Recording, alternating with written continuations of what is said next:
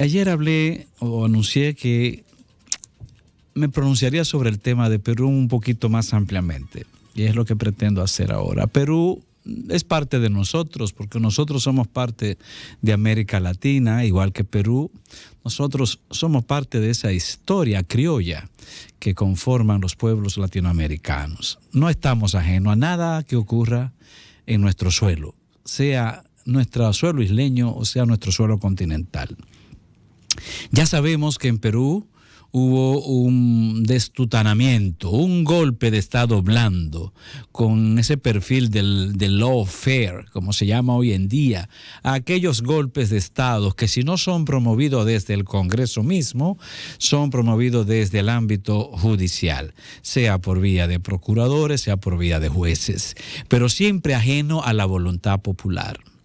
Ya sabemos que ocurrió así en Perú, como ocurrió en otras partes, especialmente en Brasil, en Honduras y en otros lugares de América Latina. Se pensaba que con el caso, el destutanamiento de Pedro Castillo, las cosas iban a calmarse en Perú, iban a tomar otro rumbo con una nueva presidenta que precisamente era la vicepresidenta del depuesto presidente. Pero las cosas no han sido así. Las cosas han salido totalmente distintas. Es como si se hubiese los golpistas de Perú, porque los golpistas son aquellos que sacaron al presidente de la República. Los golpistas de Perú es como si se hubiesen disparado en el pie. Ellos mismos se han herido. No esperaban la respuesta popular que ha ocurrido en aquella gran nación. No lo esperaban. Y no lo esperaban porque, bueno, el pobre Pedro, como le llaman, el pobre profesor, el profesorcito de escuela, no tenía, se presumía, respaldo popular, porque no gozaba de un partido que lo defendiera. De hecho, Pedro había renunciado al partido que lo llevó al poder, un gran frente político social, un gran error, por cierto, de Pedro.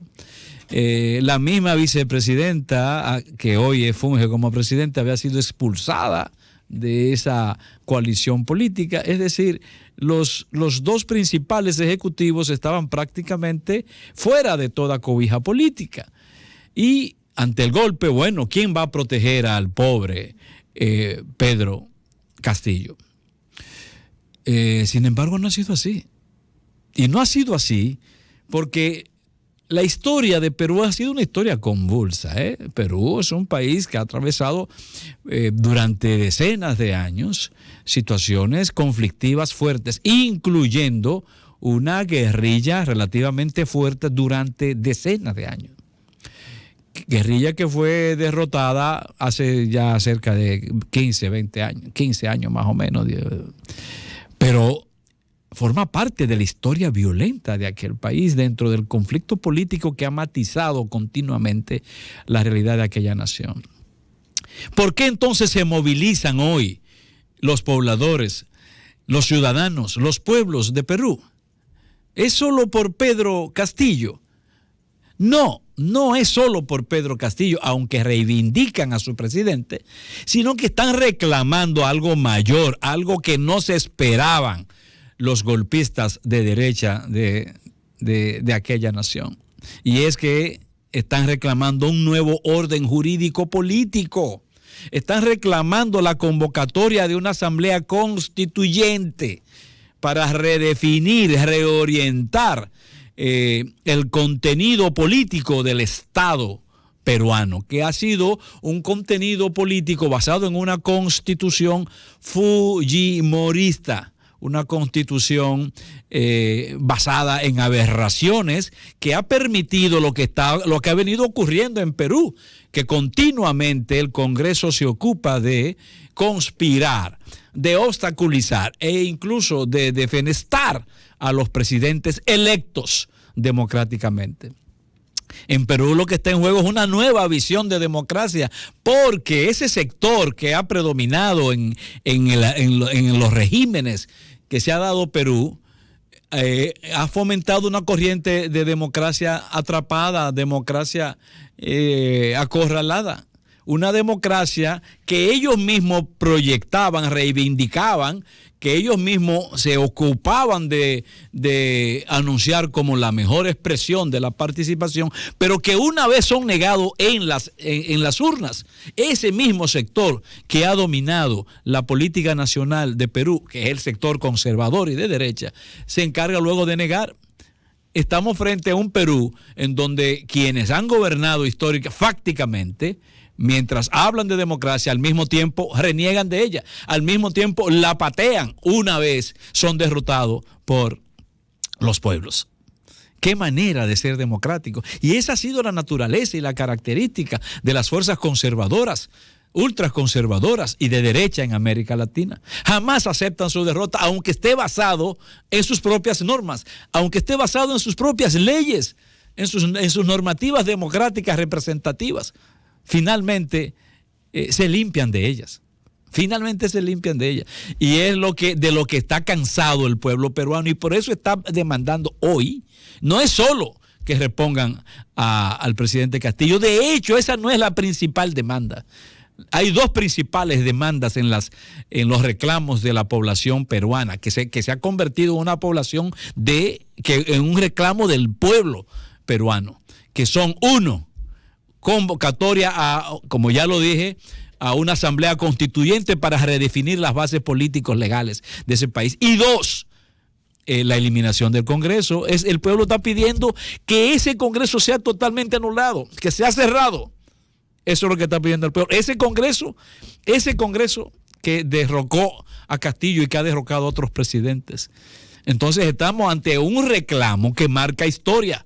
No, con Pedro Castillo no se cerró la historia política de Perú. Es todo lo contrario. Con su derrocamiento se inicia, de hecho, una nueva etapa política. La etapa de democratizar aquella sociedad. Democratizarla conforme a los intereses de la inmensa mayoría. Porque de eso es que se trata. La democracia no tiene un solo sentido. La democracia definitivamente tiene que ver mucho con el cristal, el color del cristal con que usted la interprete, con que usted finalmente la entienda. Y quiero terminar diciendo que, a propósito de esa conducta desafecta de las fuerzas conservadoras respecto a la democracia, que claro, la democracia es buena cuando también ganan los representantes del conservadurismo. Ya lo sabemos, pero ocurre que en América Latina no solo están surgiendo voces progresistas, sino presidentes de orígenes humildes, presidentes con orígenes sociales sencillos. Y por esa misma razón se trata de denostar, de denigrar al propio Pedro Castillo, solo por su procedencia de ser un profesorcito de escuela. Pero lo mismo hicieron con Evo, diciendo que era el presidente cocalero de Bolivia. Lo mismo hicieron con Lula, diciendo que era el dirigente sindicalista metalúrgico, porque tratan de denostar, de minimizar, de humillar a partir de sus supuestos orígenes, que al final de cuentas les sirve a ellos mismos y a todos de honra. Los pueblos están hablando y están queriendo una nueva democracia, y no es casual que sean los congresos que estén obstaculizando, porque los congresos sí son dados a lograr que sus representantes sean obra del dinero, obra de la extorsión.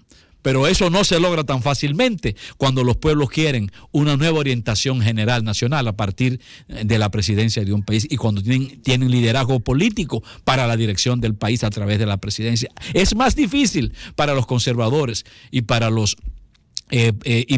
clientelistas, para aquellos de la plutocracia. Es más difícil controlar a un pueblo que se orienta hacia la elección de un conductor, diríamos de un presidente, que para la elección de un senador o de un diputado.